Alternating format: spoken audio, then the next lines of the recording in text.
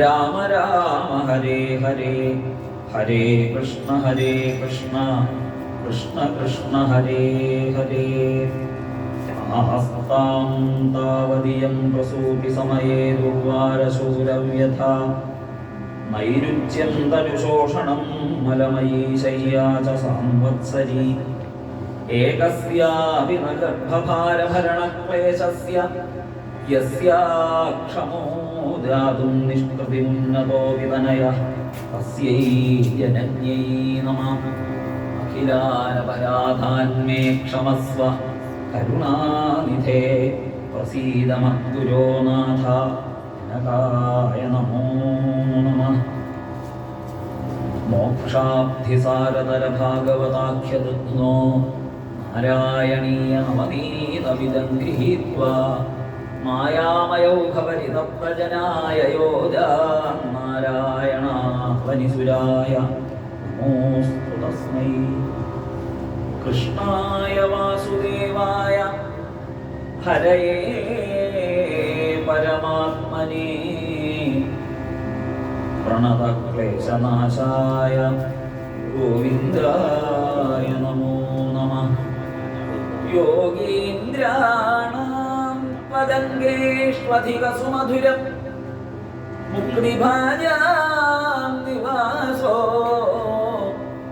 ഭക്താനാം കാമപരിഷദ്യുതരുകിസലയം നാഥ തേ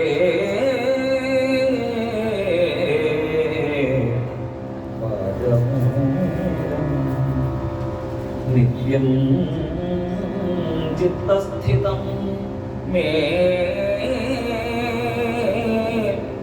പവനപുരപദേ കൃഷ്ണ കാരുണ്യസിന്ധോ കൃത്വാ നിശ്ശേഷതാപാൻ പ്രതിശതു പരമാനന്ദസന്തോഷലക്ഷ്മി. കാന്താവാങ്കാവലോകാൽ കഴലിണപണിയും ജന്തുവൃന്ദത്തിനുണ്ടാമെന്താപത്തും തടുത്തിട്ടനുപമ ഭവികം നൽകും എൻ ചിത്സ്വരൂപ. സന്താപം തീർന്നു മേന്മേൽ കുശലമണയുവാൻ സിന്ധുജാകാന്തന എൻ കാന്തള്ളൂരാധിനാഥ അവപദകമലം സന്തതം.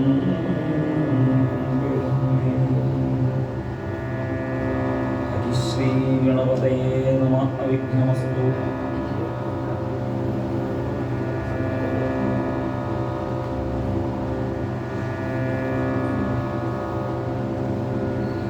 ശ്രീ ഗുരുവായൂരപ്പന്റെ വാത്സല്യം കൊണ്ട് ഏറ്റവും അലങ്കൃതമായിരിക്കുന്ന ഈ ദിവ്യഭൂമിയിൽ ഭഗവാന്റെ പാദസേവ നിരന്തരം ചെയ്യാൻ ഭാഗ്യം കിട്ടിക്കൊണ്ടിരിക്കുന്ന കുറേ ഭക്തജനങ്ങളുടെ നടുക്ക് വന്നിരിക്കാൻ സാധിക്കുന്നത് തന്നെ വലിയ പുണ്യം. അനേകം സുഹൃതികളായ മഹാത്മാക്കളുടെ പാദസ്പർശം കൊണ്ടും ജീവനം കൊണ്ടും ഈശ്വര സേവയുടെ നാനാവിധത്തിലുള്ള ഉദാഹരണങ്ങൾ അവരൊക്കെ ചെയ്ത് പഠിപ്പിച്ച ഒരു ഗുരുകുലം പോലെ പ്രകാശിക്കുന്നത് കൊണ്ടും ഏറ്റവും അനുഗ്രഹീതമായ ഗുരുവായൂരപ്പൻ്റെ ഈ കളിമുറ്റം ഇവിടുത്തെ ഓരോ മണൽത്തരികൾക്കും അനേകം ഭക്തജനങ്ങളുടെ പാദസ്പർശം കൊണ്ട് സർവരെയും ദർശനമാത്രത്തിൽ തന്നെ അനുഗ്രഹിക്കാനുള്ള കഴിവുണ്ട്. ഗുരുവായൂരപ്പൻ്റെ അനുഗ്രഹം എങ്ങുമെങ്ങും പരന്നു മിന്നുന്നത് പോലെയാണ് കുളത്തിൻ്റെ പക്കത്തും അതുപോലെ ഗുരുവായൂരിൻ്റെ 4 ഭാഗത്തും പരന്നു കിടക്കുന്ന ഓരോ മണൽത്തരികളും മിന്നിത്തിളങ്ങിക്കൊണ്ടിരിക്കുന്നത്. അത്രയും വിശേഷപ്പെട്ട ഈ ദിവ്യ സങ്കേതത്തിൽ ഗുരുവായൂരപ്പനെ കുറിച്ച് എന്തെങ്കിലും ഒന്ന് പറയാൻ സാധിക്കുക എന്നത് വലിയ ഭാഗ്യമാണ്. ഇന്നിവിടെ സപ്താഹയജ്ഞത്തിന്റെ 6ാമത്തെ ദിവസം ഭഗവാന്റെ ഗാരിഹസ്ഥ്യ ജീവിതത്തെ കുറിച്ചിട്ടുള്ള കഥകൾ പറഞ്ഞു വരുന്നു. ഭഗവാന്റെ ഗാരിഹസ്ഥ്യം, കൃഷ്ണഗാരിഹസ്ഥ്യം എന്നുള്ള ഒരു വാക്കിന് തന്നെ കൃഷ്ണഗാരിഹസ്ഥ്യം എന്ന് വെച്ചാൽ എല്ലാവരെയും ആകർഷിക്കുന്ന ഗാരിഹസ്ഥ്യം. ഭഗവാന്റെ ഗാരിഹസ്ഥ്യം സർവരെയും ആകർഷിക്കാൻ പാകത്തിലുള്ളതാണ്. എല്ലാവരെയും തന്നിലേക്ക് ആകർഷിച്ചുകൊണ്ടുള്ള ഗാരിഹസ്ഥ്യം. കൃഷ്ണഗാരിഹസ്ഥ്യം എല്ലാവരെയും തന്നിലേക്ക് ആകർഷിച്ചതുകൊണ്ട് നരകാസുരനാൽ ഭീതിപ്പെട്ട് കഴിഞ്ഞുകൂടിയവരായ 10,16,000 ചില്ലാനം പെൺകുട്ടികളും ഭഗവാനിലേക്ക് ആകൃഷ്ടരായി അനന്യമായി ശരണാഗതി പ്രാപിച്ചു. അന്യഥാ ശരണം നാസ്തി, ഞങ്ങൾക്ക് ഒരഭയം തരണം എന്നുണ്ടെങ്കിൽ ഈ പ്രപഞ്ചത്തിൽ അങ്ങല്ലാണ്ട് വേറെ ആരുമില്ല. കാരണം സത്യം അറിയുന്ന ഒരേ ഒരാള് എന്ന് മാത്രമേ ഉള്ളൂ. ഈ പെൺകുട്ടികളെ എല്ലാവരെയും ഒരുമിച്ച് സംരക്ഷിക്കാനുള്ള ശേഷിയുള്ള ഒരാള് എന്ന് മാത്രമേ ഉള്ളൂ. ഞങ്ങളൊക്കെ ഇവിടുന്ന് അങ്ങോട്ട് ഇറങ്ങിയാൽ കുടുംബത്തുള്ളവരെന്നെ സ്വീകരിക്കുന്നുണ്ടാ ഉറപ്പ്? നരകാസുരന്റെ കാരാകാരത്തിൽ കഴിഞ്ഞുകൂടിയതായ ഈ പെൺകുട്ടികളൊക്കെ ഒരു കുഴപ്പമില്ല കേട്ടോ. വിവാഹം ആലോചിക്കുന്ന ആളുകൾ പറയും ഒരു തെറ്റുമില്ല, നല്ല മിടുക്കി കുട്ടികളാണ്. പിന്നെ ഒരു ചെറിയ കുഴപ്പമാണെന്ന് പറയാനുള്ളതാണ് നരകാസുരന്റെ കാരാകാരത്തിൽ എന്നാ വേണ്ട എന്നേ ആരും പറയുള്ളൂ. പക്ഷേ ഗുരുവായൂരപ്പനറിയാം എന്താണ് വാസ്തവം. അതുകൊണ്ട് അങ്ങ് ഞങ്ങളെ രക്ഷിക്കണം എന്ന് പ്രാർത്ഥിച്ചപ്പോ ആ പ്രാർത്ഥിക്കാനുള്ള പാകത്തിൽ അവരുടെ മനസ്സിന് ഇനി അവർക്ക് എന്താ വേണ്ടത് എന്ന് അറിയാണ്ടേ ഇരിക്കുന്ന നിങ്ങളെ രക്ഷിക്കാൻ ഞാനുണ്ട് എന്നൊരു തോന്നല് അവരുടെ ഉള്ളിൽ ഉണ്ടാക്കി അവരെ കൊണ്ട് പ്രാർത്ഥിപ്പിച്ച് അവരെ സ്വയം പത്നിമാരായിട്ട് സ്വീകരിക്കാൻ ഭഗവാൻ കാണിച്ചതായ കൃഷ്ണഗാരിഹസ്ഥ്യം.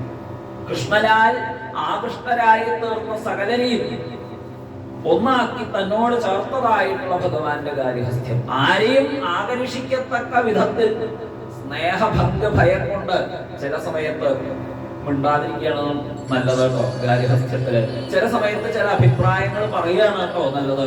ചില സമയത്ത് ഈ ഗാരിഹസ്ഥ്യത്തെ ഒരു ലീലയായിട്ട് കണക്കാക്കണം. എന്നാൽ ഗാരിഹസ്ഥ്യത്തിന്റെ ഇടയില് മറ്റ് നയതന്ത്രപരങ്ങളായിട്ടുള്ള കാര്യങ്ങള്, സൗഹൃദങ്ങള്, ബന്ധുത്വം ഇതിനെയൊന്നും മറന്നുപോകരുത്.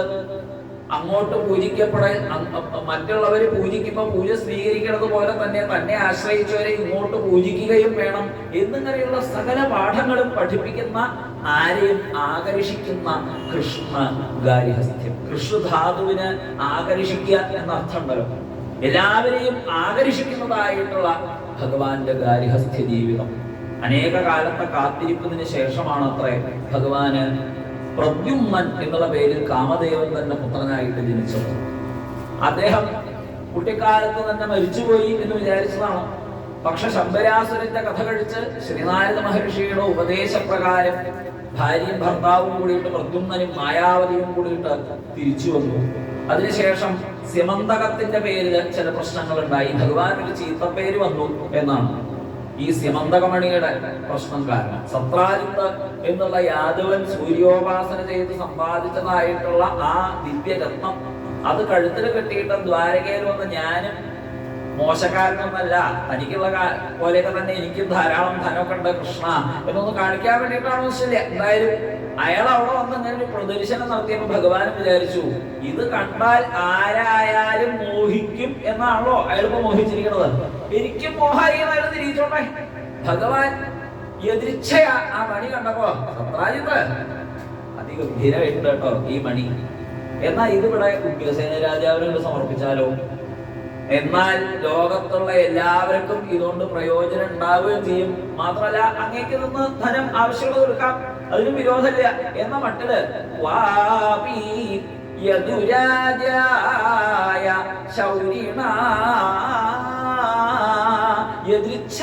ഭഗവാൻ ഒരു ദിവസം അത് ചോദിച്ചു.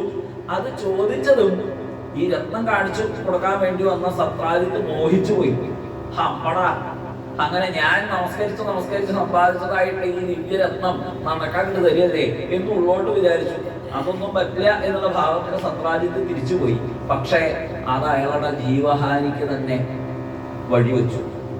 ഭഗവാൻ കുറച്ച് ചീത്തപ്പേര് വന്നാൽ ഭഗവാനെ പറ്റി ചീത്തപ്പേരല്ല, നല്ല പേരായാലും ചീത്തപ്പേരായാലും ഭഗവാന് കിട്ടിയതൊക്കെ സമ്പാദ്യം, അത്രയേ ഉള്ളൂ. ഭഗവാനെ സംബന്ധിച്ചിടത്തോളം എന്ത് കിട്ടിയാലും അതൊരു വരുമാനമായിട്ടേ ഭഗവാൻ കണക്കാക്കാൻ പതിവുള്ളൂ. അപ്പൊ എന്നെപ്പോ പലരും ധാരാളം ചീത്ത പേരുകൾ പറഞ്ഞു വരുത്തിയിട്ടുണ്ട്. വെണ്ണ കെട്ടോൻ, പാല് കെട്ടോൻ, പെൺകുട്ടികളുള്ള വസ്ത്രം കെട്ടോൻ, അമ്മാവനെ തല്ലി കൊന്നോൻ, ആ 64 ദിവസം സ്കൂളിൽ പോയിട്ടുള്ളൂ, ഇങ്ങനെയൊക്കെ പലരും പറയുന്നുണ്ട്. കല്യാണം കഴിക്കാനായിട്ട് നിശ്ചയിച്ചു വെച്ച പെൺകുട്ടിയെ ആ കള്ളൻ കൃഷ്ണൻ അടിച്ചു മാറ്റിയെന്ന് ഇപ്പോഴും ശിശുപാലൻ പരാതി പറയുന്നുണ്ട്. ഇങ്ങനെയൊക്കെ പല പേരും പറഞ്ഞ കൂട്ടത്തിൽ ഇപ്പൊ ഒന്നുകൂടി അറിയിച്ചുകൊണ്ട് വന്ന നഷ്ടം ഒന്നും സാരമില്ല എന്ന് ഭഗവാൻ വിചാരിച്ചു. പക്ഷേ നാരായണീയകാരനായ മേൽപ്പത്തൂര് പറയാ, അങ്ങേക്കേ പണ്ടേ ആ സത്യഭാമയിലൊരു കണ്ണുണ്ട് എന്ന് എനിക്കറിയാം ഉള്ള കാര്യം പറയാലോ. അതുകൊണ്ട് എന്തുണ്ടായി, സ്യമന്തകമണിയുടെ പേരില് ചുളുക 2 കല്യാണം കഴിച്ചു, ജാമ്പവതിയും കല്യാണം കഴിച്ചു, സത്യഭാമിയും തരായി. ഈ തലേ ഗുരുവായൂരപ്പ അങ്ങയുടെ ഉള്ളിലുണ്ടായിരുന്ന ആഗ്രഹം, അതിനു വേണ്ടിയിട്ട് ഇപ്പൊ ഒരു ചീത്തപ്പേരുണ്ടായാലും വിരോധമില്ല എന്ന് അങ്ങ് വിചാരിച്ചു എന്നാണ് മേൽപ്പത്തൂര് വിചാരിച്ചത്.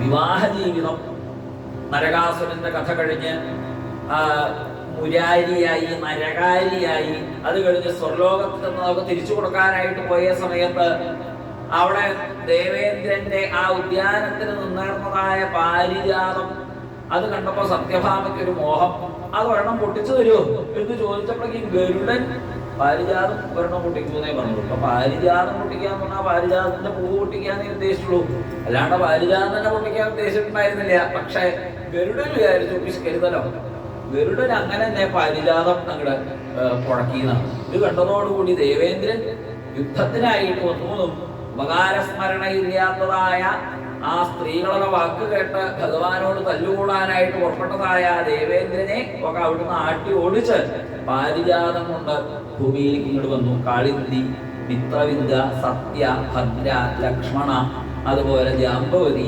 സത്യഭാമ, രുക്മിണി എന്നിങ്ങനെയുള്ള അഷ്ടപത്നിമാരോട് കൂടിയിട്ടും ആ നരകാസുരന്റെ കാരാകാരത്തിൽ നിന്ന് രക്ഷപ്പെടുത്തിയതായ അനേകം പത്നിമാരോട് കൂടിയിട്ട് ഭഗവാൻ അങ്ങനെ കഴിഞ്ഞുകൂടുന്ന കാലത്ത് അവർക്ക് എന്തെന്ത് ആഗ്രഹം ഉണ്ടായിരുന്നു അതൊക്കെയും സാധിപ്പിച്ചു കൊടുത്തായിരുന്നു. ഭഗവാന് അവിടെ കഴിഞ്ഞുകൂടുന്ന ഒരാൾക്ക് എന്തെങ്കിലും ഒരു കുറവ് വന്നു എന്ന് കേൾക്കേണ്ടി വരാത്ത വിധത്തിൽ അത്രയധികം അവരെ ഭഗവാൻ ശ്രദ്ധിച്ചിട്ടുണ്ട്. എന്നാൽ ആ ഭഗവാനോട് അവര് കാണിക്കുന്നതായ ഏതെങ്കിലും ഭാവങ്ങൾ കണ്ടിട്ട് ഭഗവാന്റെ മനസ്സിനൊരു ഇളക്കം സംഭവിച്ചിട്ടുണ്ടോ? ഇല്ല.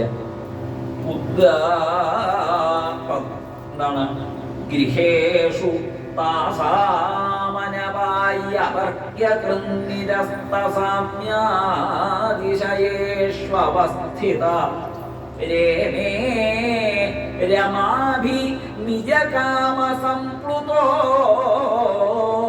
യഥേതരോ ഗാർഹകമേധികാംസ്തരൻ. രമാഭി എന്നാണ്, രമമാരോട് കൂടിയിട്ട്. ഒരു രമയല്ലാടൂ, രമയോട് കൂടിയിട്ടെന്നല്ല, രമമാരോട് കൂടിയിട്ട് ഭഗവാൻ ആ ഗാർഹസ്ഥ്യ ജീവിതം എന്താണ് ഗൃഹസ്ഥനെ സംബന്ധിച്ചതായിട്ടുള്ള ഗാർഹകമേധികങ്ങളെ ഭഗവാൻ ചെയ്തു. എങ്ങനെ? നിരസ്ത സാമ്യാതിശയേഷു, തുല്യമായതോ അതിനേക്കാൾ കേമപ്പെട്ടതോ എന്ന് പറയാൻ സാധിക്കാത്ത വിധത്തിലുള്ള ആ ഭഗവാന്റെ പത്നിമാരോട് കൂടിയുള്ള ഗാർഹസ്ഥ്യം. ഇതുപോലൊരു ഗാർഹസ്ഥ്യം ഇന്നാള് ചെയ്തിട്ടുണ്ടോ എന്ന് പറയാനില്ല. ഇതിനേക്കാൾ കേമായിരുന്നു ഇന്നൊരാളുടെ ഗാർഹസ്ഥ്യം എന്ന് പറയാൻ പിന്നെ ആലോചിക്കാനല്ലോ. അങ്ങനെയുള്ള അതിഗംഭീരമായിട്ടുള്ള ഭഗവാന്റെ ആ ഗാർഹസ്ഥ്യം, രമാപതിയായിരിക്കുന്ന ഭഗവാനെ പതിയായിട്ട് കിട്ടിയത് കൊണ്ട് അവരുടെ ഏതെങ്കിലും ഹാസലേശത്തെ കൊണ്ടുപോലും ഭഗവാന്റെ മനസ്സളക്കാൻ സാധിക്കുന്നില്ല എന്നതിനാൽ നിരന്തരമായിട്ട് ഭഗവാന്റെ ഒപ്പം, ഭഗവാന്റെ പിന്നാലെ, ഭഗവാനെ വീശിക്കൊടുത്തിട്ടും ഭഗവാൻ വരുമ്പോഴേക്കും സ്വീകരിച്ചിട്ടും ഭഗവാൻ വന്നു കഴിഞ്ഞാൽ ഭക്ഷണം ഉണ്ടാക്കി കൊടുത്തിട്ടും വീശിക്കൊടുത്തിട്ടും ഭഗവാന് വേണ്ടതായിട്ടുള്ള മനോഹരമായിട്ടുള്ള കട്ടിലൊരുക്കിയിട്ടും ഇങ്ങനെ ഭഗവാനെ സർവഥാ സേവിച്ചുകൊണ്ടിരിക്കുന്ന ആ പത്നിമാർക്ക് കൃഷ്ണന്റെ പത്നിമാരായി എന്ന നിലയ്ക്ക് ഒരഭിമാനം ഒരിക്കലും തോന്നരുത് എന്ന് ഭഗവാൻ നിർബന്ധം ഉണ്ടായിരുന്നു.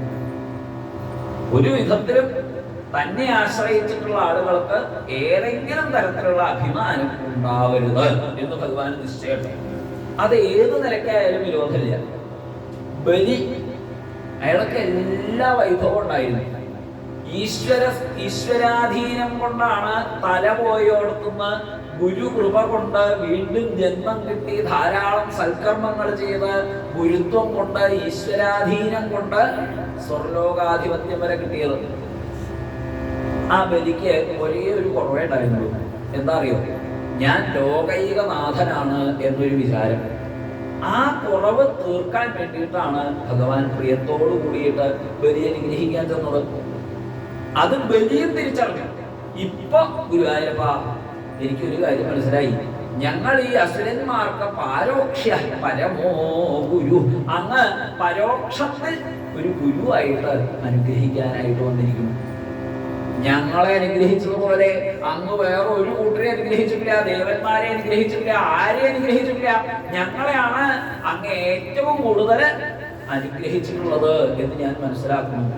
ഈ അഭിമാനം എവിടെയുണ്ടോ അവിടെ എന്റെ അനുഗ്രഹം ഇല്ല എന്ന് മനസ്സിലാക്കിക്കോളൂ.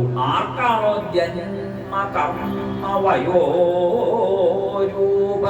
വിദ്യൈശ്വര്യ ധനാദിഭി യദ്യസ്യ ന ഭവേത് സ്തംഭഃ തത്രായം മദനുഗ്രഹഃ.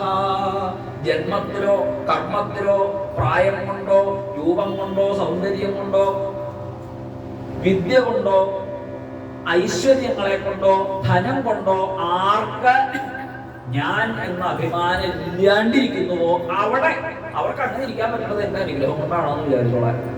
ഞാൻ അനുഗ്രഹിച്ചവർക്ക് മാത്രമേ അങ്ങനെ അഹങ്കാരം ഇല്ലാതെ ഇരിക്കാൻ സാധിക്കുള്ളൂ. അല്ലാത്ത ആളുകൾക്കോ ഇതിലെതിരെങ്കിലും അഭിമാനം ഉണ്ടാവും, അഹങ്കാരം ഉണ്ടാവും. അവരെന്ത് ചെയ്യും? എന്നിട്ട് അവര് ഹരിപ്രിയന്മാരായിരിക്കുന്ന സജ്ജനങ്ങളെ അവമതിക്കുന്നതാണ്. സജ്ജനങ്ങളെ കണ്ടു കഴിഞ്ഞാൽ അവർക്ക് നമസ്കരിക്കാൻ തോന്നില്ല. മഹാത്മാക്കളെ വരുന്നത് കണ്ടു കഴിഞ്ഞാൽ അവർക്ക് അവരൊന്ന് പൂജിക്കാം, ഗുരുവായൂരപ്പൻ വരുന്നുണ്ട് എന്ന് വിചാരിക്കാൻ തോന്നില്ല അവർക്ക് എന്നാണ്. അപ്പൊ അങ്ങനെയുള്ള ചില ആളുകൾ അവര് ആ അഭിമാനം കൊണ്ട് നശിച്ചു പോകൂ. എന്നാൽ ചില ആളുകൾക്കോ ഇതൊക്കെ എത്ര ഉണ്ടായാലും അതിൽ ലവലേശം അഭിമാനം ഉണ്ടാവില്ല. അങ്ങനെയുള്ളവർക്ക് ആ അഭിമാനം ഇല്ലാതിരിക്കാൻ കാരണം അവരിൽ എന്റെ പ്രസാദം ഉണ്ട് എന്നുള്ളതാണ്. അപ്പൊ ഇടയ്ക്കിടയ്ക്ക് ഭഗവാൻ ഈ ഭക്തിമാരെ ഒന്നങ്ങനെ പരീക്ഷിക്കും. ഇവർക്ക് എപ്പോഴെങ്കിലും ചെറുതായിട്ട് അഭിമാനം ഉണ്ടാവണുണ്ടോ എന്ന്. അതിനൊരു ഉദാഹരണമായിട്ടാണ് ഒരിക്കൽ രുക്മിണീ ദേവിയുമായിട്ട് ഭഗവാൻ ഒരു പ്രണയ കലഹത്തിൽ ഏർപ്പെട്ട കഥ പറയും.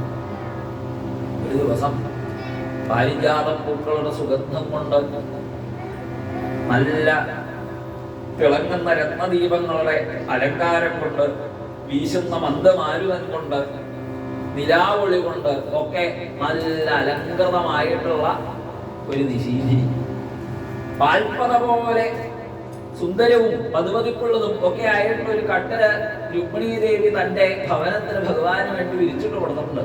അതിൽ ഭഗവാൻ ഇങ്ങനെ കിടക്കുക, പാലാഴിയിൽ ഇങ്ങനെ കിടക്കണത് പോലെയാണ് ആ പയഭേന നിഭമായിരിക്കുന്ന ശയ്യയിലുള്ള ഭഗവാന്റെ കിടപ്പ്. സാധാരണ രുക്മിണീ ദേവിയെ കണ്ടാൽ ധാരാളം വർത്തമാനം പറയും, ആലിംഗന ചുംബനാദികൾ അതൊക്കെയാ പതിവ്. ഒന്നും കാണാനില്ല. ഏതാണ്ട് കുറെ നേരമായി രുക്മിണീ ദേവി തന്റെ ആ കയ്യില് രത്നദണ്ഡമൊക്കെ പിടിപ്പിച്ചിട്ടുള്ള ആ വിശറി എടുത്ത് വെഞ്ചാമരെടുത്ത് ഭഗവാൻ അതിന് വീശി കൊടുത്തുകൊണ്ടിരിക്കുക. ഒന്നുമില്ല. കുറെ നേരം കഴിഞ്ഞപ്പോഴാണ് രുക്മിണിയുമല്ല രാജപുത്രി, അനുവന്റെ ഭാര്യ ആരെങ്കിലും രാജപുത്രി എന്നൊക്കെ വിളിക്കാറുണ്ടോ? അത്ര കേമത്തം ഒക്കെ ഉണ്ടാച്ചാലും. പക്ഷെ രുക്മിണിക്ക് അത്രയൊക്കെ കേമത്തം ഉണ്ടായിട്ടും രുക്മിണി ഈ ഒരു ഗുണമില്ലാത്ത എന്നെ വിവാഹം കഴിച്ചൂലോ എന്ന് ആലോചിക്കുമ്പോ രുക്മിണിയെ കുറിച്ച് ആലോചിച്ച് എനിക്ക് വലിയ വിഷമമുണ്ടല്ലോ.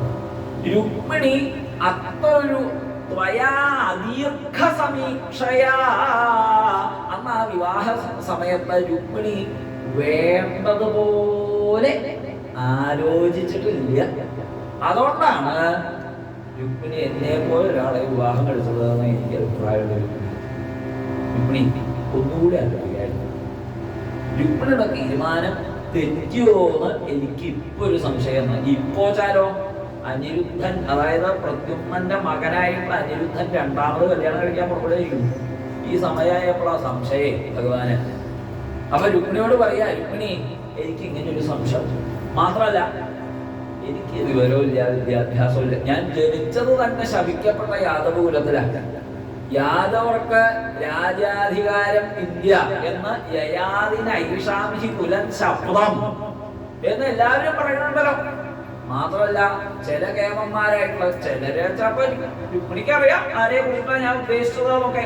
രുക്മിണി എന്നെ വിവാഹം കഴിക്കണു എന്ന് വിചാരിച്ച് ഇപ്പോഴും അദ്ദേഹം അങ്ങനെ തന്നെ ഇരിക്കുന്നത്. അദ്ദേഹം പറയുന്നത് സദ്ഭിഹി ബഹിഷ്കൃതം ഏഷാം കുലം, ഇവരുടെ ഈ കുലം സജ്ജനങ്ങളാൽ ബഹിഷ്കരിക്കപ്പെട്ടതാണ്.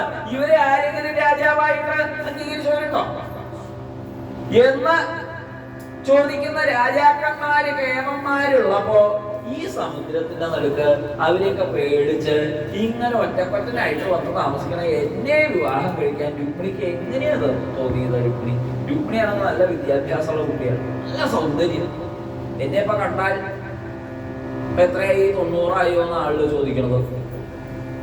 രുക്മിണിയാണുണ്ടാലോ 17 തികഞ്ഞോ? എന്നാൽ ഇപ്പോഴും ആളുകളുടെ സംശയം. അപ്പൊ അങ്ങനെയുള്ള രുക്മിണി ഞാനാണെങ്കിൽ ഈ വിവാഹം കഴിഞ്ഞാൽ ആ വിവാഹിതകളായിരിക്കുന്ന പെൺകുട്ടികൾക്ക് ഭർത്താവിൽ നിന്ന് കുറെ എക്സ്പെക്ടേഷൻസ് ഉണ്ടാവും. അങ്ങോട്ട് പോകണം, ഇങ്ങോട്ട് പോകണം, നല്ല വസ്ത്രങ്ങൾ, നല്ല ആഭരണങ്ങൾ, അതല്ലാന്നുണ്ടെങ്കിൽ അവരുടെ ആ ജീവിതത്തിലുള്ള മറ്റു സൗഖ്യങ്ങൾ, ഇതൊക്കെ ആഗ്രഹം ഉണ്ടാവും. ഞാനോ എനിക്കിതൊന്നും സാധിപ്പിച്ചു തരാനുള്ള കഴിവില്ല. എന്റെ കയ്യിലാണെങ്കിൽ സമ്പത്തൊന്നുമില്ല. എന്റേന്ന് പറയാൻ അവിടെ എന്താവുന്നു? വല്ലതുണ്ട്. ഉഗ്രസേന മഹാരാജാവാണ് രാജാവ്, ഞാൻ അദ്ദേഹത്തിന്റെ ദാസനായിട്ട് ഇവിടെ തന്നെ ഭരിച്ചു കൂടിക്കൊണ്ടിരിക്കണോ, അത്രയേ ഉള്ളൂ. മാത്രല്ല അവനവന്റെ ധനമില്ല പോട്ടെ, എനിക്ക് വേണ്ടപ്പെട്ട ഇന്നാളുടെ കയ്യിൽ ധാരാളം ധനം ഉണ്ടെന്ന് വെച്ചാൽ അവനവന്റെ ഇല്ലാച്ചാലും അയാൾ എന്നെ സഹായിക്കുന്നിരിക്കാം. എന്റെ പിന്നാലെ നടക്കുന്നവരും കൂടി അങ്ങനെയുള്ളവരാ.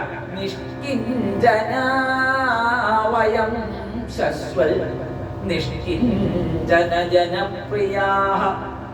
ഇങ്ങനെയുള്ള എന്റെ പിന്നാലെ രുക്മിണി വന്നതിൽ എനിക്ക് സങ്കടം തോന്നുന്നത്.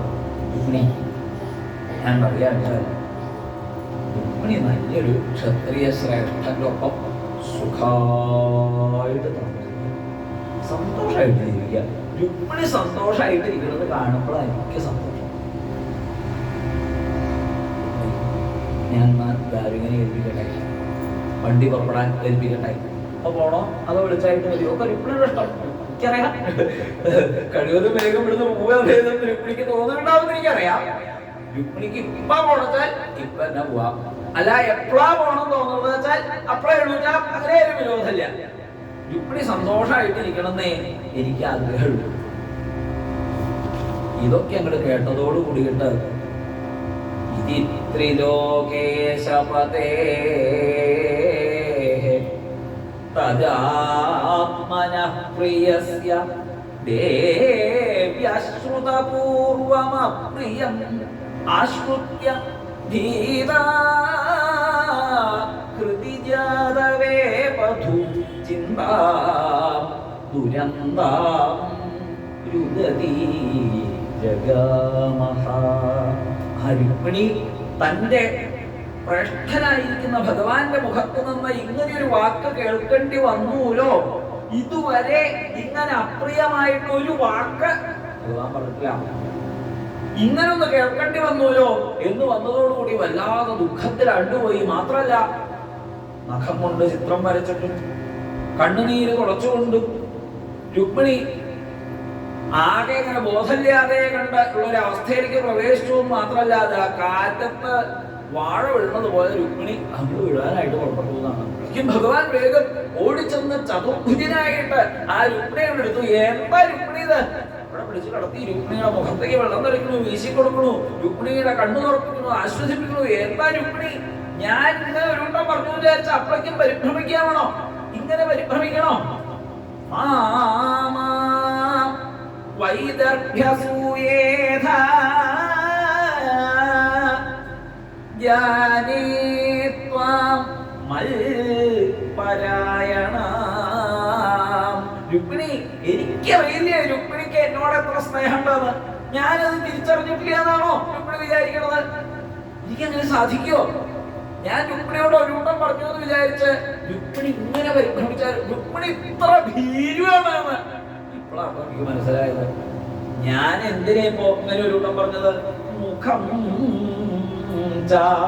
പ്രേമസംരംഭസ്ഫുരിതാധരമീക്ഷിതും കടാക്ഷേപാരുണാവാംഗം സുന്ദരം ഭ്രുകുടീതടം. ഞാൻ രുക്മിണിയുടെ ആ പ്രേമ സംരംഭത്തില് പ്രേമ കലഹത്തില് രുക്മിണിയുടെ മുഖം ഇങ്ങനെ ചുവന്ന് തുടുത്ത് പല്ലൊക്കെ കടിച്ച് കണ്ണുരുട്ടി പിടിച്ച് എന്തോ മനുഷ്യ നിങ്ങൾ എന്നോട് പറഞ്ഞത് എന്ന് ചോദിക്കണത് കേൾക്കാൻ വേണ്ടിയിട്ടല്ലേ രുക്മിണി ഞാനൊരു കൂട്ടം പറഞ്ഞത്. പരമോ ലാഭ ഗൃഹേഷു ഗൃഹമേധിനാ യം നർമ്മൈർനീയതേ യാമ പ്രിയയാ ഭീരു. ഇങ്ങനെ ചില തമാശകളില്ലെങ്കിൽ പിന്നെ എന്താ ഈ ഗാർഹസ്ഥ്യ ജീവിതത്തിൽ ഒരു രസമുള്ള രുക്മിണി. ഇടയ്ക്കിടയ്ക്ക് ഇങ്ങനെ ഭാര്യയും ഭർത്താവും കൂടിയിട്ട് ചെറിയ പ്രണയ കലഹങ്ങളാണ്, അതുള്ള കലഹല്ല.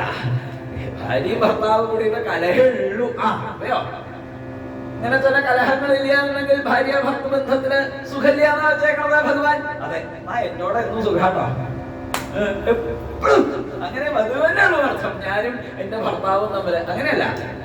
പ്രേമ സംരംഭം, പ്രേമം കൊണ്ടുണ്ടാവുന്ന സംരംഭം, ആ പ്രണയം കൊണ്ടുണ്ടാവുന്നതായിട്ടുള്ള കലഹങ്ങള് എപ്പോഴും പരസ്പരമുള്ള പ്രണയത്തെ കൂടുതൽ കൂടുതൽ കൂടുതൽ ആഴത്തിലേക്ക് അങ്ങനെ ഓർപ്പിക്കും.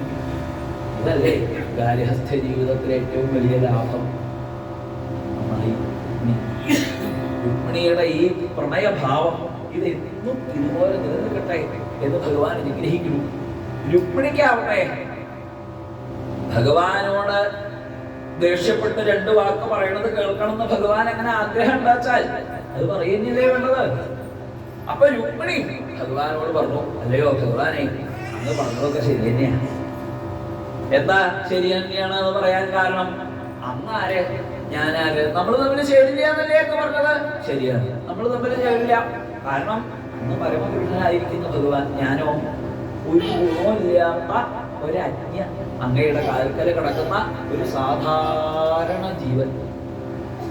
അങ്ങ് സകല ലോകങ്ങളുടെയും നിയന്താവാണ് എങ്കിൽ പോലും ഹൃദയമാകുന്ന ദ്വീപില് ആരും അറിയാതെ ഗൂഢനായിട്ട് ആത്മസ്വരൂപത്തിൽ വർത്തിക്കുന്നു. ഇതുപോലെ ഈ ദ്വാരകയില് ഇന്ദ്രിയങ്ങളാകുന്ന ദുഷ്ടന്മാരായ രാജാക്കന്മാരെ ഭരിക്കുന്നുവെങ്കിലും അവർക്ക് ആ ഭരണം കൊണ്ട് ഭയം ഉണ്ടാവാതിരിക്കാൻ വേണ്ടി അങ്ങ് ഇവിടെ അങ്ങനെ ഏകാന്തത്തിലിരിക്കുകയാണ്. അത്രയേ ഉള്ളൂ.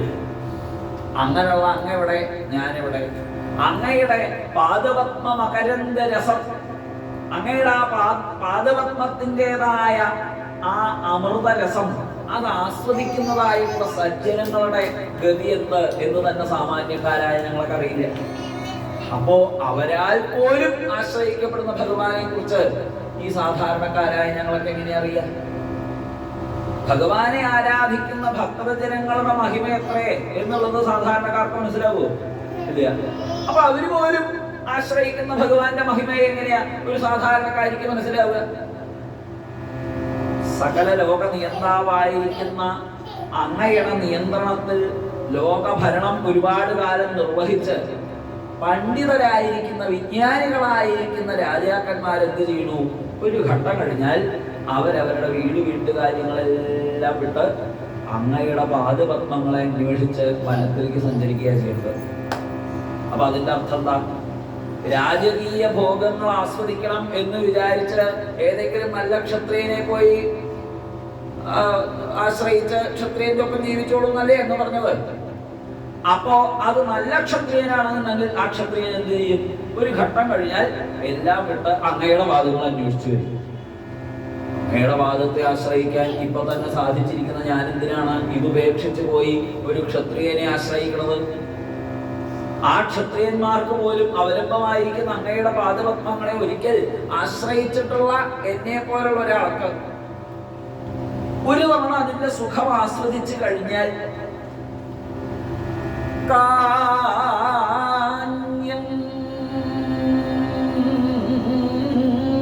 ശ്രയേത തവ പാദസരോജഗന്ധമാഘ്രായ സന്മുഖരിതം ജനതാവവർഗം ലക്ഷ്മ്യാലയം ത്വവിഗണയ്യ ഗുണാലയസ്യ മർത്യാ സദോരുഭയമർത്ഥവിവിക്തദൃഷ്ടിഃ. ലേശം ഒരു ചിന്താശേഷിയുള്ള ഒരാളാണെന്നുണ്ടെങ്കിൽ ലക്ഷ്മി പോലും തന്റെ ലക്ഷ്മീ നിലയത്തെ ആ താമരക്കാട് ഉപേക്ഷിച്ച്, കമലാലയം ഉപേക്ഷിച്ച് ലക്ഷ്മി ദേവി എന്ത് ചെയ്യുന്നു? അങ്ങുള്ളയിടത്ത്, അങ്ങയുടെ ഭക്തജനങ്ങളുള്ളയിടത്ത് അല്ല, അങ്ങയുടെ തിരുമാറത്ത്. അങ്ങേക്കിപ്പോ ലക്ഷ്മി ദേവിയോട് ഇരുന്നോളൊന്നൊരു ബന്ധമില്ല. ലക്ഷ്മി ദേവി മാറത്തിരുന്നാലേ എനിക്കൊരു സുഖമുള്ളൂ. ഗുരുവായൂരപ്പൻ എന്തെങ്കിലും പറയുന്നത് കേട്ടിട്ടുണ്ടോ? എന്നാൽ ലക്ഷ്മി ദേവി ഒരിക്കലും ഇതിനേക്കാൾ നല്ലൊരു സ്ഥലം ഉണ്ടാകുന്ന പറഞ്ഞിട്ട് അവിടെ നിന്ന് ഇറങ്ങിയിട്ട് പോയിട്ടേ ഇല്ല ഇന്ന് വരെ.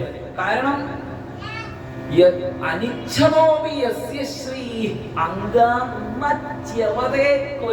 ആ ഇരിക്കണോടത്തുന്ന ഒന്ന് അനങ്ങാൻ പോലും ലക്ഷ്മി തയ്യാറായിട്ടില്ല. അനിച്ഛത, ഭഗവാൻ ഇച്ഛയില്ല വെച്ചാൽ കൂടി. അപ്പൊ അങ്ങനെയുള്ള ലക്ഷ്മിക്ക് പോലും സർവാത്മന ആശ്രയയോഗ്യമായിരിക്കുന്ന അങ്ങയുടെ പദവിയെ ആരാധിക്കാനൊരു അവസരം കിട്ടിയിട്ട് അതിന്റെ രസം ഒരിക്കൽ ആസ്വദിച്ച ഒരാൾക്ക് പിന്നെ വേറെ എന്തിനാ രുചിയില്ലാതെ? ഇത്ര സ്വാദ് വേറെ ഒന്നിനും ഭക്തജനങ്ങൾക്ക് തോന്നില്ല. അങ്ങയുടെ പാദത്തെ സേവിക്കുന്നതിന്റെ സുഖം പോലെ, അതിന്റെ സ്വാദ് പോലെ സ്വാദുള്ളതായിട്ട് ഈ പ്രപഞ്ചത്തിൽ വേറൊന്നില്ല. ഇത് ലക്ഷ്മി ദേവി പറഞ്ഞപ്പോ ഭഗവാൻ ആലോചിച്ചു, എന്താ ഇതിനിത്ര സ്വാദ്? ഈ സ്വാദ് എത്ര ഉണ്ട് എന്നൊന്ന് അറിയണമല്ലോ. അതിനെന്താ ഒരു വഴിയുള്ളത്? ഈ സ്വാദൊന്ന് അറിയണമെന്നുണ്ടെങ്കിൽ എന്താ ഒരു ഉപായമുള്ളത്?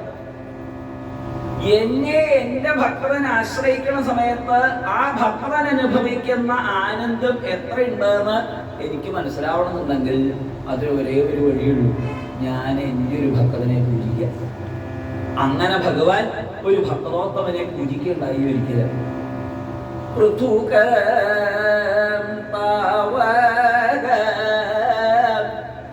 ഇത്ര മധുരമെന്ന് തൂഞ്ഞാന് പൃഥുകം തവക ഇത്ര മധുരം എന്ന് തൂഞ്ഞാന് മതിയിൽ ഓർത്തിരുന്നില്ലേ പ്രചുര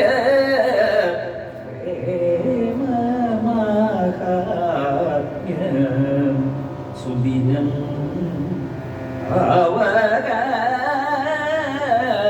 അവകാശങ്കാൽ മുദിതം മാനസ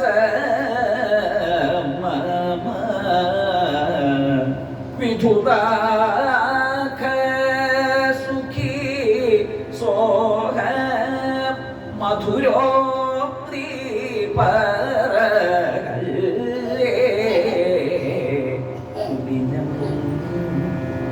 എനിക്കും മനസ്സിലാവുള്ളൂ. ഇപ്പോ എന്താ മനസ്സിലാവുന്നത്? ഭക്ത സംഘമാണ് ഒരു മനുഷ്യന് അവന്റെ ജീവിതത്തിൽ ഉണ്ടാകുന്ന ഒരു ദിനത്തെ സുഷ്ടുവാക്കുന്നത്, നല്ലതാക്കുന്നത്. സുദിനമായി ഇന്ന് എന്നൊരു ദിനത്തെ കുറിച്ച് ഒരാൾക്ക് പറയാൻ സാധിക്കപ്പോഴാണ് ഭഗവത് ഭക്തജനത്തിന്റെ സമാഗമത്തിന് സാധ്യതയുണ്ടായോ ആ ദിനമാണ് സുദിനം. ഭഗവാനെ പൂജിക്കുമ്പോ ഭക്തൻ അനുഭവിക്കുന്ന ആനന്ദം എന്താണ് എന്ന് ഭഗവാൻ തിരിച്ചറിഞ്ഞതായിട്ടുള്ള ആ ദിനം അന്ന് ഭഗവാനും പറഞ്ഞു. അപ്പൊ മനസ്സിലായി, സുദിനം, ഈ ദിനം സുദിനമായി. ഭഗവാനെ കാണുന്ന സമയത്ത് ഭക്തജനങ്ങൾ പറയാണല്ലോ, എനിക്ക് സന്തോഷമായി ഭഗവാനെ. ജുഷ്ടം ബദാദ്യാഖില സത്വരാശേ സാംസിദ്ധ്യമക്ഷ്ണോ തവ ദർശനാ അങ്ങയുടെ ദർശനം കൊണ്ട് എൻ്റെ എല്ലാ ഇന്ദ്രിയങ്ങളും സിദ്ധിയെ പ്രാപിച്ചു ഭഗവാനെ, സന്തോഷമായി കേട്ടോ എന്നൊരു ഭക്തൻ പറയുന്ന സമയത്ത് അതെന്താ ആ സന്തോഷം? അത് മനസ്സിലാവണമെന്നുണ്ടെങ്കിൽ ഒരു ഭക്തനെ പൂജിക്കുക വഴിയുള്ളൂ.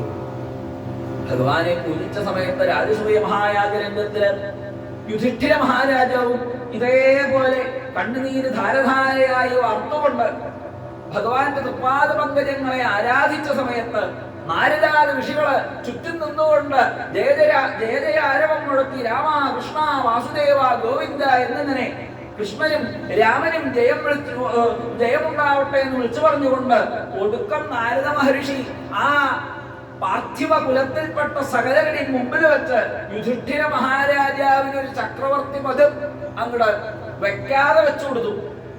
യൂയം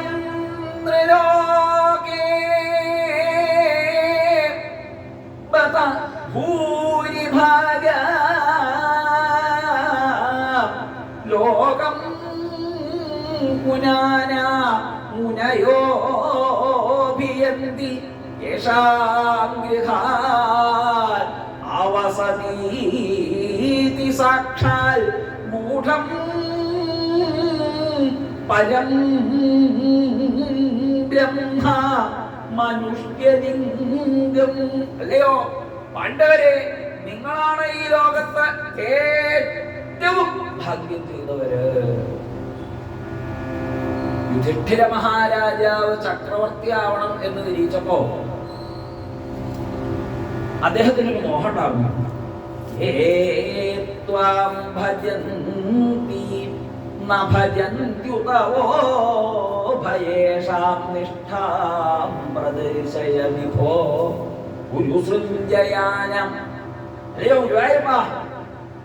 രാജസൂയം എന്ന മഹായാഗം നടത്തി അങ്ങേ സേവിക്കണം എന്ന് ഞങ്ങൾ ആഗ്രഹിക്കുന്നു.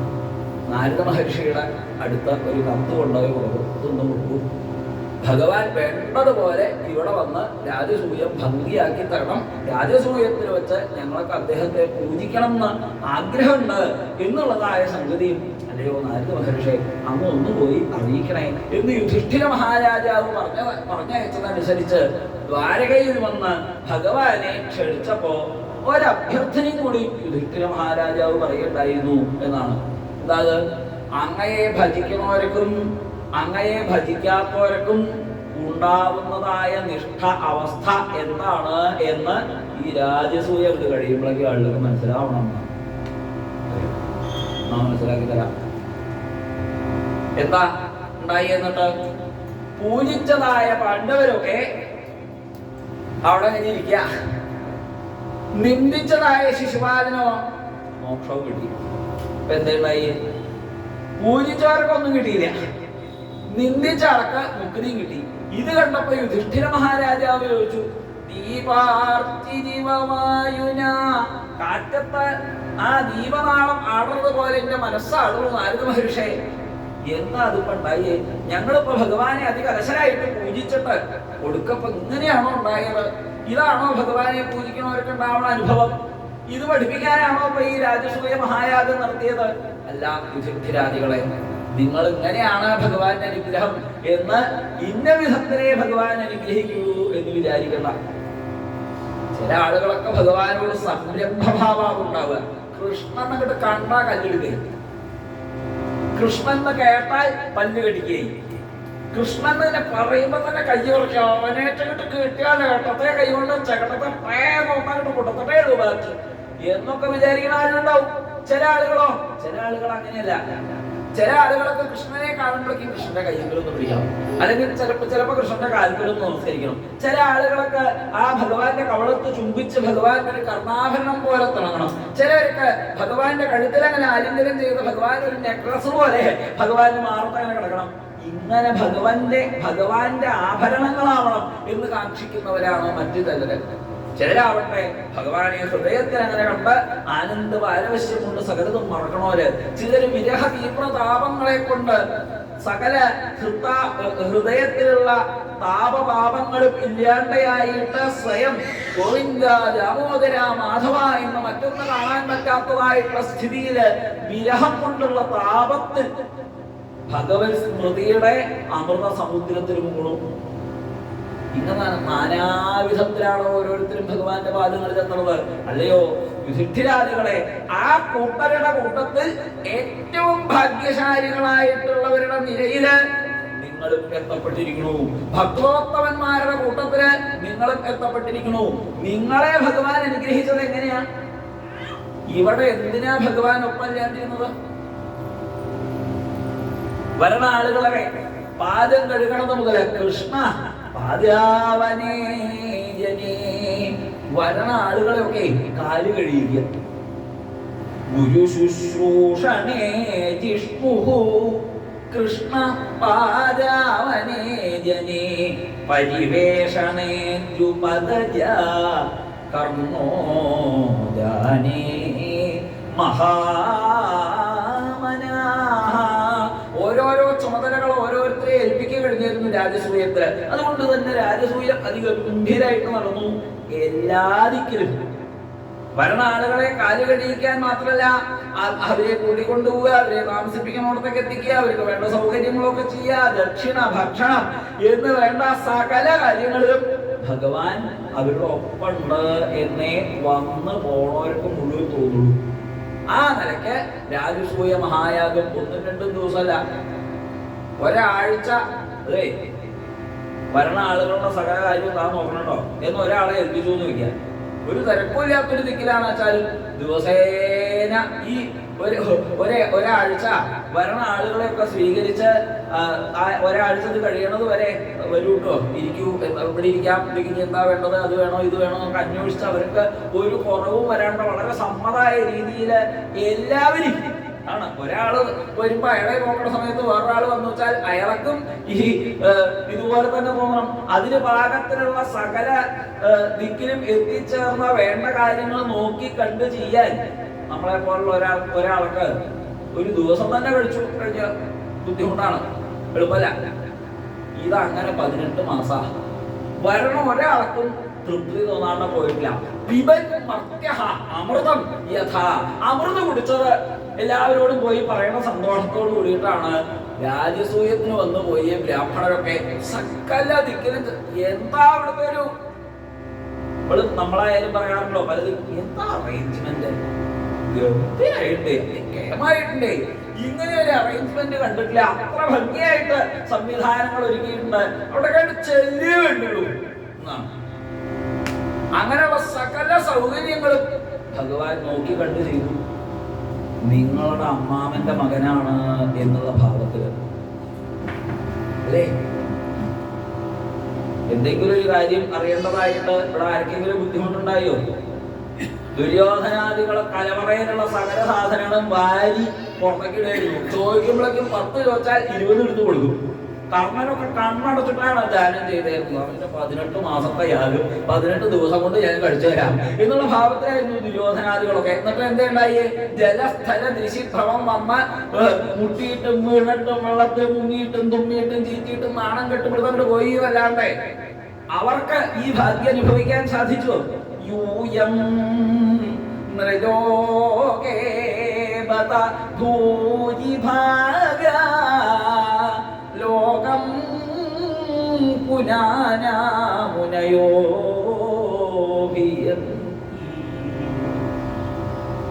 അപ്പൊ നിങ്ങൾക്ക് ഭഗവാൻ തന്ന അനുഗ്രഹം എന്താണ്? നിങ്ങളെ സർവാത്മന ഒരു ഭൃത്യനെ പോലെ ഭഗവാൻ സേവിച്ചു. തമിഴില് മാർഗഴി മാസം നോൽമ്പ് നോക്കുന്ന സ്ത്രീകളെല്ലാവരും കൂടിയിട്ട് ഭഗവാനെ ആരാധിക്കുമ്പോൾ പാടുന്ന പാട്ടാണ് തിരുപ്പാവൈ എന്ന് പറഞ്ഞിട്ടുള്ളൊരു പാട്ടാണ്. ആ പാട്ടില് ആണ്ടാൾ എഴുതിയിരിക്കുകയാണ്, ഈ ഭഗവാൻ എങ്ങനെയാണ് ആശ്രയിക്കുന്നവരെ അനുഗ്രഹിക്കുക. നാരായണനെ നമുക്കേ പറയരുവാൻ. നാരായണൻ നമുക്കെന്നെ, ആ നാരായണൻ തന്നെ നമ്മളെ തന്നെ വേണ്ടതുപോലെ സമ്മാനങ്ങൾ തന്ന അനുഗ്രഹങ്ങൾ തന്ന് അനുഗ്രഹിക്കും. എങ്ങനെ അനുഗ്രഹിക്കും? പാരോർ പുഹഴ പടിന്തേലോരമ്പാവായി പാരോർ പുകഴ. അതിന് രണ്ടർത്ഥം പറയും. ലോകരൊക്കെ നന്നായി നന്നായി എന്ന് ആഘോഷിച്ച് ഗംഭീരായി എന്ന് പറയണത് പോലെ വേണം ആ വ്രതം അനുഷ്ഠിക്കാൻ. പക്ഷേ ഭക്തരായിട്ടുള്ള ചിലര് പറയും വ്രതമൊക്കെ എങ്ങനെയാച്ചാ അനുഷ്ഠിച്ചോളൂ, ഹൃദയം ഭഗവാനിലുണ്ടെങ്കിൽ ഭഗവാൻ അനുഗ്രഹിക്കുക എങ്ങനെയാണെന്നാണ് അവിടെ പറഞ്ഞതിന്റെ അർത്ഥം എന്നാണ്. ആരോർ പുകഴ നാരായണനെ നമുക്കെ പറയി തരുവാൻ. സകല ലോകരും അതാ അവരെ ഭഗവാൻ അവരിത്രയൊക്കെ കാട്ടിയിട്ടുണ്ടോ, എന്നിട്ട് പോലും അവരെ ഭഗവാൻ അനുഗ്രഹിച്ചു, അവരെ ഭഗവാൻ അനുഗ്രഹിച്ചു, അവരെ ഭഗവാൻ അനുഗ്രഹിച്ചു എന്ന് ലോകരെല്ലാവരും പുകഴ്ത്തുന്നത് പോലെ തന്റെ ഭക്ത ജനങ്ങളുടെ ഒരു ദാസനെ പോലെ പടിന്ത് ഭഗവാൻ ഒരു ദാസനെ പോലെ. എന്താ ആ ഭക്തൻ വിധിക്കണമെന്ന് വെച്ചാൽ അത് ഞാൻ ചെയ്തോളാം, എന്താ പറഞ്ഞോളൂ ഞാൻ ആയിക്കോളാം എന്ന ഭാവം. അതേപോലെ അല്ലേ യുധിഷ്ഠിര മഹാരാജാവിന്റെ അടുത്ത് ഭഗവാൻ പ്രവർത്തിച്ചത്. ഏട്ടനായിട്ട് പറഞ്ഞാൽ മതി, ബാക്കിയൊക്കെ ഞങ്ങൾ ചെയ്തോളാം. ഏട്ടന് ഒരു കാര്യത്തിൽ ഉത്തരവാദിത്വം നൽകണം, ഞങ്ങൾ കുട്ടികളൊക്കെ പടല്ലേ, ഞങ്ങൾ നോക്കിക്കോളാം എന്നുള്ള ഭാവത്തില് എന്തെന്ന് ഭഗവാൻ കാട്ടിയില്ല. യൂയം നൃലോകേ ബത ഭൂരിഭാഗ. ഇത്ര ഭാഗ്യം ചെയ്തവര് ഈ പ്രപഞ്ചത്തിൽ വേറെ ആരാളുള്ളത്? ഇതൊക്കെ കേട്ടപ്പോ ഭഗവാന് പിന്നെയും തീർച്ചയായിരുന്നു എന്തായാലും ഇനി ഇതുപോലെ ഒരു പൂജ ചെയ്യാണ്ട് ഇരിക്കില്ല. അങ്ങനെ ഇരിക്കുമ്പോഴാണ് ധനവാരി മുകുന്ദനേ സാനന്ദം കണ്ടീട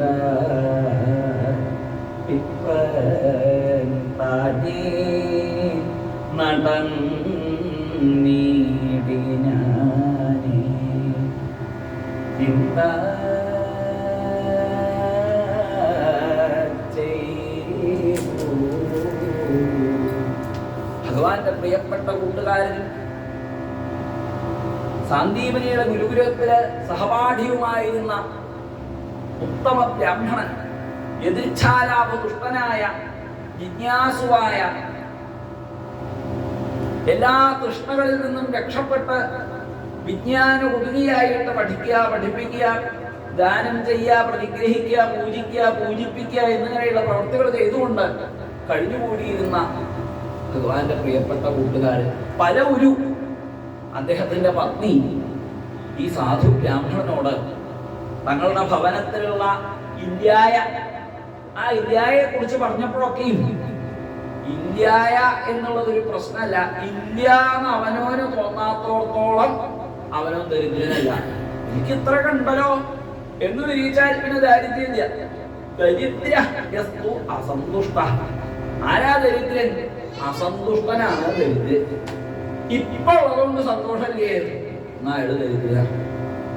ഇപ്പൊ ഉള്ളത് കൊണ്ട് സന്തോഷിക്കുന്നുണ്ടോ വെച്ചാലോ, ഉള്ളത് കൊണ്ട് തൃപ്തനാണ് വെച്ചാലോ അയാള് ധനവാനാ. അതുകൊണ്ട് എന്തിനാ അപ്പോ ഭഗവാനെ കാണാൻ പോണത്? കൂട്ടുകാരനാണെന്ന് വിചാരിച്ച് അവിടെ വരെ ഒന്നൊരുകൂട്ടം ചോദിക്കുക. ഞാൻ അതൊന്നും പതിവില്ല, ഇന്ന് വരെ ഞാൻ ഭഗവാനോട് ഒരുകൂട്ടം ചോദിച്ചിട്ടില്ല, എനിക്ക് അങ്ങനെ ചോദിക്കാൻ സാധ്യല്ല, എനിക്ക് വയ്യ എന്നിങ്ങനെ വീണ്ടും വീണ്ടും വീണ്ടും വീണ്ടും ആ പത്നി പറഞ്ഞപ്പോ, ഒരിക്കല് ആ പത്നിയോട് പറഞ്ഞപ്പോ സുദാമാവിന് പിന്നെയും ഈ പത്നി വന്ന് പ്രാർത്ഥിച്ചപ്പോ ഒരു തോന്നല്, ഒരു പക്ഷേ ഇത് ഭഗവാൻ എന്നെ ക്ഷണിക്കുന്നതാണെങ്കിലോ, വീട് വരാൻ വേണ്ടിയിട്ട് ഭഗവാൻ എന്നെ കാണാൻ മോഹമുണ്ട് എന്ന് ഈ പത്നിയിലൂടെ അറിയിക്കുകയാണെങ്കിലോ എന്ന് തോന്നിയപ്പോ സുദാമാവ് പുറപ്പെടുകയാണ് ഉണ്ടായത്. എന്തെങ്കിലും ഒരു സമ്മാനം ഭഗവാനായിട്ട് കരുതാതെ എങ്ങനെയാ പോവുക? അതുകൊണ്ട് ആ പത്നിയോട് പറഞ്ഞു, എന്തെങ്കിലും ഒന്ന് ഭഗവാന് കൊടുക്കാനായിട്ട് കരുതണം. എന്താ ഇവിടെ ഉള്ളത്? എന്താ ഭഗവാന് കൊടുക്കുക? ഭഗവാന് കൊടുക്കണ സമയത്തിപ്പോ നമ്മളിവിടെ അങ്ങനെ സ്ഥിരമായിട്ട് ഉപയോഗിക്കണം എന്തെങ്കിലും ഭഗവാന് കൊണ്ട് കൊടുക്കണം കാര്യോപ്പിച്ചിലുണ്ടാവില്ല ധാരകര്. എന്നാ അതുകൊണ്ട് കൊടുക്കാം എന്ന് വിചാരിച്ചാൽ അത് പോരാഞ്ഞിട്ടല്ല ഭഗവാൻ, എന്നാലും ചിലത് വിശേഷമായിട്ട് കൊടുത്തു എന്ന് നമുക്കൊരു തോന്നലുണ്ടാവണം. അതിനു വേണ്ടിയിട്ടാണ് എന്താ ഒന്ന് കൊടുക്കുക ഭഗവാന്.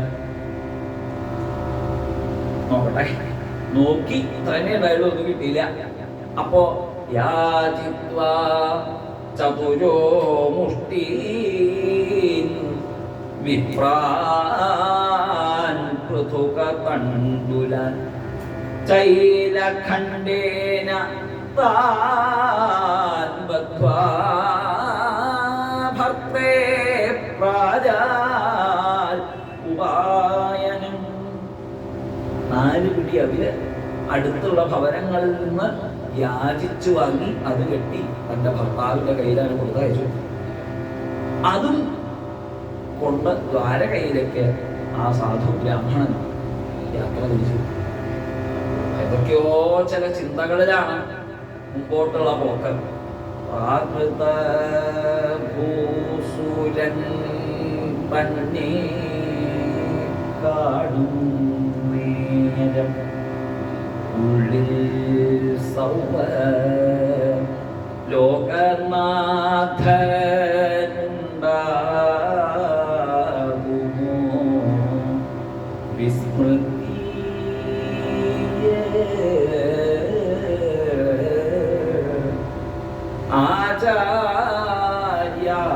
ആചാര്യാലയത്തിൽ നിന്നു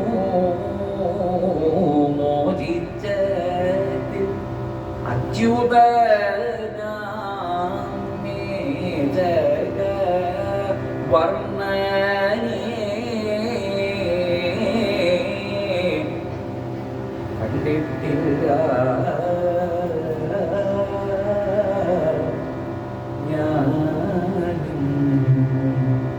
ഈ വിചാരവുമായിട്ട് യാത്ര ധരിച്ച ആ സാധു ഭഗവാന്റെ ദിവ്യമായ മണിമന്ദിരങ്ങളോ 1 2 അല്ല, 10,16,000 ചില്ലാനം പത്നിമാരുടെ ഒക്കെ ഭവനങ്ങള്, ഗൃഹം ദിവ്യഷ്ടസഹസ്രാണാം മഹിഷീണാം ഹരേ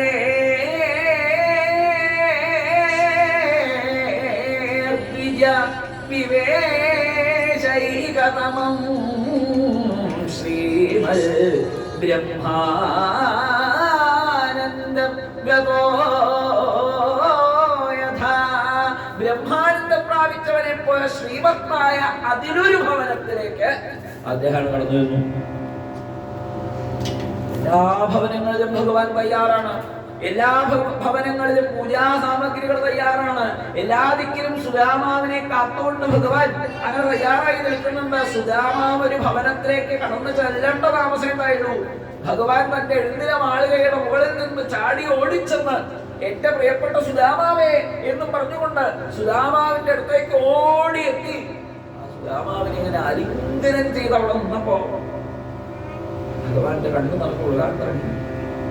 സുദാമാവിന് എന്താശ്ചര്യാത്മകമായിട്ടുള്ളൊരു അഭൗമമായ ആനന്ദത്തില് സകല ലോകങ്ങളെയും മറന്നുകൊണ്ട് ഭഗവാനെ വാരി പുണർന്ന് എത്രയോ കാലത്തിനു ശേഷം വീണ്ടും തന്റെ കൂട്ടുകാരനെ കണ്ടതായിട്ടുള്ള ലോകൈകനാഥനായിരിക്കുന്ന തന്റെ ഹൃദയത്തില് സർവദാ കണ്ടുകൊണ്ടിരിക്കുന്നവനായ ആ ഭഗവാനെ കണ്ടപ്പോ ആനന്ദ പാരിവശ്യം കൊണ്ട് സകലതും മറന്നു. ഭഗവാനും തന്റെ പ്രിയ ഭക്തനെ ആലിംഗനം ചെയ്ത സമയത്ത് ആ ഭക്തന്റെ ഹൃദയത്തിലുണ്ടാകുന്ന ആനന്ദത്തിന് തുല്യമായതായ എന്തൊരനുഭൂതി ഉണ്ടോ അത് ഭഗവാനും അനുഭവിച്ചുകൊണ്ട് അങ്ങനെ ധാരധാരയായി കണ്ണുനീര് വാർത്തുകൊണ്ട് അവിടെ നിന്നു. വിളിച്ചു കൂട്ടിക്കൊണ്ടുപോകുന്നു, കലികളിക്കുന്നു, പൂജിക്കുന്നു. ആരാത്? ഇദ്ദേഹം ആരാണ്? കിമനേന കൃതം പുണ്യം അവധൂതേന ഭിക്ഷുണ. ഈ അവധൂതനായ ഈ ഭിക്ഷുവിനാൽ എന്തു പുണ്യം ചെയ്യപ്പെട്ടു? ഇദ്ദേഹം ആരാണ്? ലോകൈകനാഥനായിരിക്കുന്ന ഭഗവാനാൽ പൂജിക്കപ്പെടാനുള്ള എന്ത് യോഗ്യത അദ്ദേഹത്തിനുള്ളത്? കണ്ണാൽ കുചൈലം മലിനം ക്ഷാമം ദ്വിജം ധമനി സമ്പദം. കണ്ടാൽ ഒരു സൗന്ദര്യമില്ല, നല്ലൊരു വസ്ത്രമില്ല, വളരെ ക്ഷാമം അനുഭവിക്കുന്നതിനെ പോലെ തോന്നുന്നുണ്ട്. ഇങ്ങനെയുള്ള ഇദ്ദേഹത്തെ ഭഗവാൻ പൂജിക്കണം എന്നുണ്ടെങ്കിൽ എന്താ അതിനൊരു കാരണം?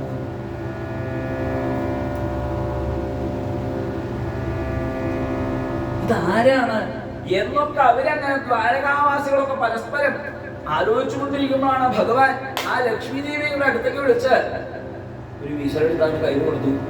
ലക്ഷ്മീ പയ്യചരൽ സാക്ഷാത് ചാമരവ്യജനേന വൈ. ലക്ഷ്മി ദേവിയാണ്.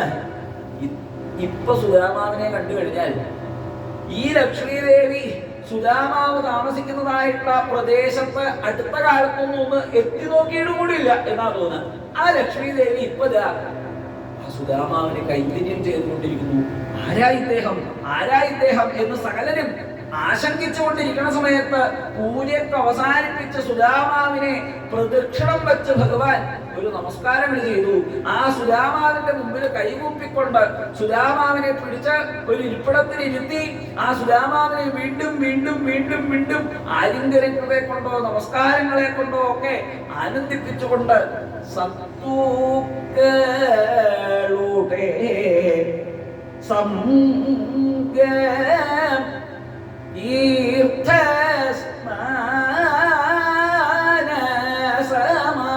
സമാനം ശാസ്ത്ര വിശ്രുത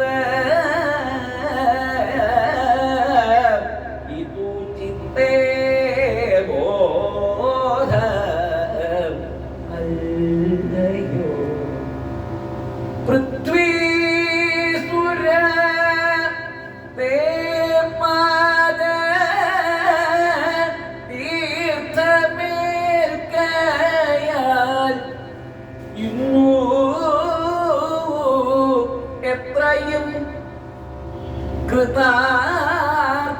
കൃതാർത്ഥനായി വർത്തിക്കുന്നേ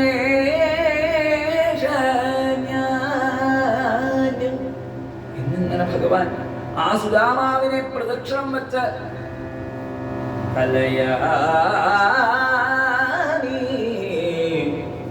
സുമ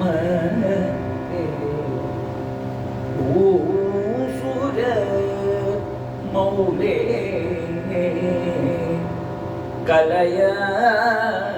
കലയാമി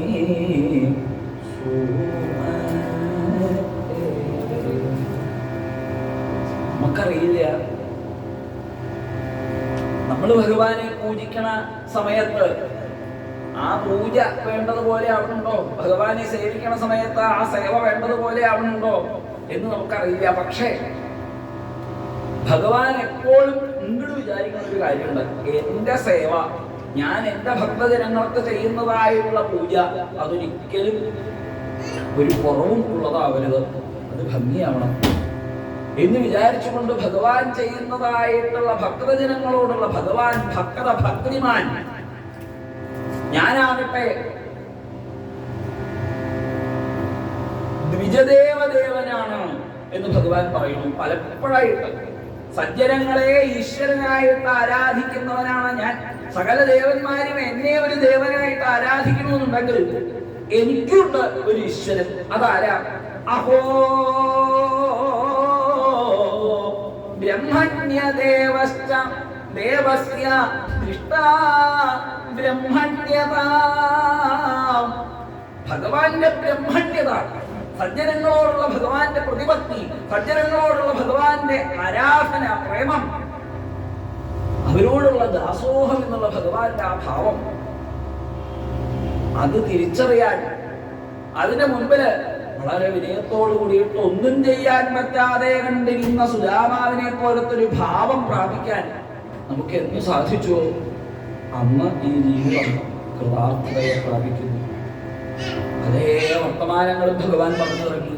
കുട്ടിക്കാലത്ത് ഉറങ്ങിനു പോയത് ഗുരുനാഥൻ അന്വേഷിച്ചു വന്ന് കാണാണ്ട് ദുഃഖിച്ചപ്പോ അദ്ദേഹത്തെ വിഷമിപ്പിക്കേണ്ടി വന്നുല്ലോ എന്ന് വിഷമിച്ചിരിക്കുന്ന ആ കൃഷ്ണനെയും സുധാമാവിനെയും ചേർത്ത് പിടിച്ചുകൊണ്ട്, എന്റെ കുട്ടികളെ, നിങ്ങൾ നിങ്ങളുടെ ശരീരം പോലും കണക്കാക്കാതെ കണ്ട് എനിക്ക് വേണ്ടിയിട്ട് ഇങ്ങനെ കഷ്ടപ്പെട്ടുവല്ലോ എന്ന് പറഞ്ഞുകൊണ്ട് ആ ഗുരുനാഥൻ അനുഗ്രഹിച്ചത്, ഗുരുവിന്റെ അനുഗ്രഹത്തിനും മീതയായിട്ട് ഈ വിശ്വത്തിലൊന്നുമില്ല സുധാമാവേ. ഇത്രയും വലിയ ഗാർഹസ്ഥ്യ ജീവിതം ഇങ്ങനെ ഭംഗിയായിട്ട് കൊണ്ടു നടത്താൻ എനിക്ക് സാധിക്കണത് ഗുരുകൃപ ഒന്നുകൊണ്ട് മാത്രമാണ്. സുധാമാവിനും അങ്ങനെ തന്നെയാണെന്ന് ഞാൻ വിശ്വസിക്കുന്നു. സുധാമാവേ, പല പ്രാരബ്ധങ്ങളിൽ നിന്ന് എടുക്കല്ലേ. അതുകൊണ്ട് സുദാമാവിനെ കാണാൻ എനിക്ക് തരായില്ല എന്ന് വിചാരിച്ചാൽ മതി. ഒരിക്കലും സുദാമാവിന് എന്നോട് വൈഷമ്യൊന്നും തോന്നരുത് കേട്ടോ എന്നുള്ള ഭാവത്തിലുള്ള ഭഗവാന്റെ വർത്തമാനം. സുദാമാവേ, നമ്മുടെ ഗുരുനാഥൻ പഠിച്ചതൊക്കെ അപ്പളക്കപ്പളെ പഠിച്ചതുപോലെ വേണ്ട സമയത്ത് തോന്നട്ടെ എന്ന് അനുഗ്രഹിച്ചതായിട്ടുള്ള ആ ഗുരുകടാക്ഷത്തിനും മീതയായിട്ട് അന്യം ഗുരുകടാക്ഷാൽ ഒന്ന് വേണമെന്നുണ്ടോ? ഗുരോ അനുഗ്രഹേണ ഇവ പുമാൻ പൂർണ്ണ പ്രശാന്തയെ എന്നുള്ള ഭഗവാന്റെ വാക്ക്. സുദാമാവിനും സുഖമായിട്ട് ജീവിക്കാൻ സാധിക്കുന്നുണ്ടെന്ന് ഞാൻ വിശ്വസിക്കുന്നു. ഗുരുപുരേ നിന്നു ഭവാൻ പിരിഞ്ഞതിൽ പിന്നെ സഖേ പരിതം സമാവർത്തന പരിചിൽ അതീതമല്ലേ പരിണയം കഴിഞ്ഞിതോ പത്നിയം ഭവാനേറ്റം പരിഹൃഷ്ടയായിട്ടല്ലേ സ്വൈരം വാഴുന്നു സദാ. സുദാമാവ് പത്നി കുട്ടികളൊക്കെ സന്തോഷമായിട്ട് തന്നെയാണ് എവിടെയാണത്. അങ്ങനെ ആവാവൂ എന്ന് എനിക്ക് നിർബന്ധമുണ്ട്.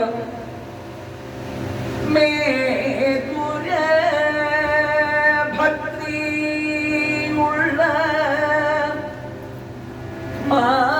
മാതൃശാം സുഖ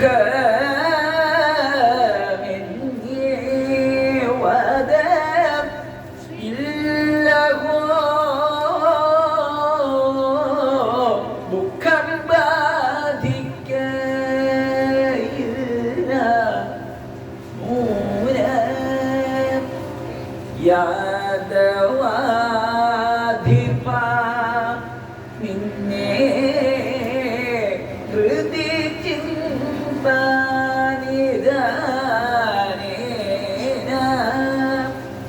മോദം മേ വളരുന്നു കരുണവരണം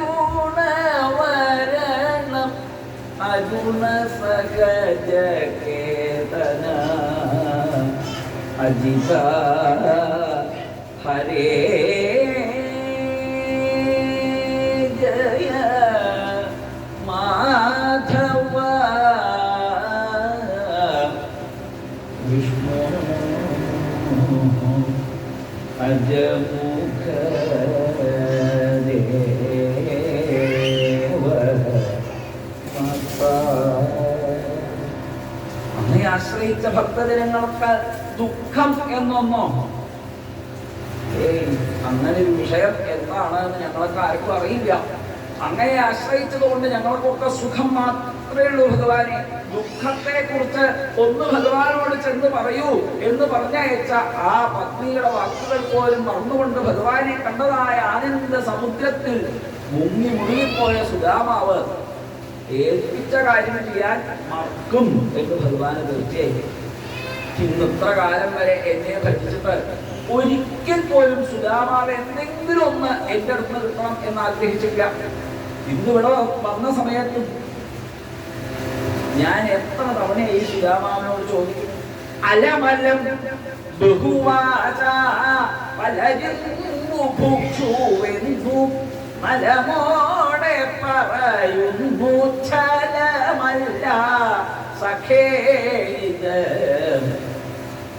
എന്താ സുദാമാവേ, എന്തോ ഒരു ഗിരി കൊണ്ടോ എന്തോ കഴിക്കാനുള്ളതാണ് എനിക്ക് ഉറപ്പുണ്ട്. ഇവിടെയൊക്കെ എല്ലാവരും മെസ്സിട്ട് വയ്യ, നേരം അങ്ങനെ പോയതുകൊണ്ട് ഇനി അധികം ദീർഘിപ്പിക്കുക വയ്യ. പ്രതന്റെ വിശന്നാൽ ഇരിക്കപ്പുറത്ത് ഇല്ലാണ്ടായിട്ടില്ല. സുദാമാവ് കൊണ്ടുവന്നത് എന്തായാലും തരൂ എന്ന് പറഞ്ഞപ്പോ ആ സാധു അത് വരാനായിട്ട് പുറത്തില്ല.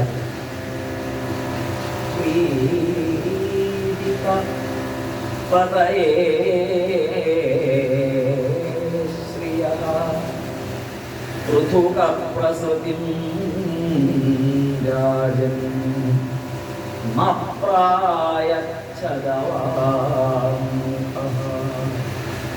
ഭഗവാന്റെ ആ വാക്ക് കേട്ടു എന്ന് പോലും അടിക്കാതെ ഈ ലോകാധിപനായിരിക്കുന്ന ഭഗവാനിപ്പോ ഞാൻ കൊടുക്കണ ഈ 4 പിടി അവരോട് വേണം, അത് വേണ്ട എന്ന് ഭഗവാനോട് സുദാമാവ് ഭാവിച്ചുവെങ്കിൽ സുദാമാവേ, സുദാമാവിന്റെ സ്നേഹം, അതിന്റെ സ്വാദ് അത് ആസ്വദിച്ചിട്ട് വേണം എന്നെ ആശ്രയിക്കുമ്പോ എന്റെ ഭക്തജനങ്ങളൊക്കെ ഉണ്ടാവണ സന്തോഷത്തിലെയാ. എന്റെ പാദമൂലങ്ങളെ സേവിക്കുന്ന സമയത്ത് അധിക സുമധുരം, അധിക സുമധുരം, അധിക സുമധുരം എന്ന് അവര് പറയുന്നതായിട്ടുള്ള ആ മധുരം എന്താന്ന് എനിക്കൊന്ന് അറിയാൻ വേണ്ടിയിട്ടാണ് ഞാൻ സുദാമാവിനെ ഇവിടേക്ക് വരുത്തിയത് തന്നെ. എന്നിട്ട് അത് തരാണ്ടിരിക്കേ ഇപ്പൊ കാണിച്ചരാം എന്നുള്ള ഭാവത്തിൽ ഭഗവാൻ സുദാമാവിന്റെ ആ പ്രണയക്കിളി അതൊരു തട്ടി മേടിച്ച് അതിൽ നിന്ന് ഒരുപടി അവരോട് കഴിച്ചു പറയാണ്, എന്തൊരു സ്വാദ്. കൊമ്പും ചൂരലും കക്ഷത്തിൽ വെക്കാം, പമ്പരം വെക്കാം അംഗത്തിൽ, അന്യന്മാർ ആരും വന്നേടൂക്കില്ല കണ്ണൻ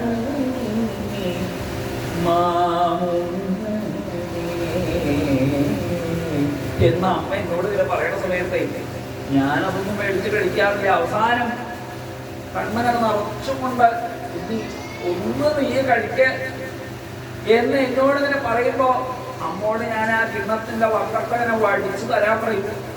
ഉരുള ഉരുട്ടി അതങ്ങനെ നല്ലോണം കുഴച്ച് കിണ്ണത്തിന്റെ വക്കത്ത് ഒപ്പി വടിച്ച് അതങ്ങനെ തരണ സമയത്തെ ഇത്ര മധുര